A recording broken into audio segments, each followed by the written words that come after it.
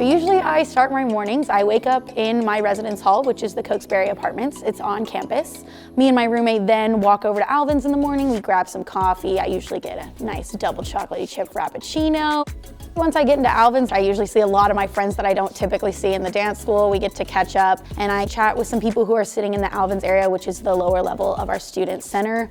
Then after that, I walk up the stairs and I go over to the dance school. I usually run into people along that path as well, so just tell them hi, ask them how their day's going. And then once I get into the dance school, I head downstairs to the locker room, and that's where I get to catch up with all my dance friends and kind of see how their morning's been going.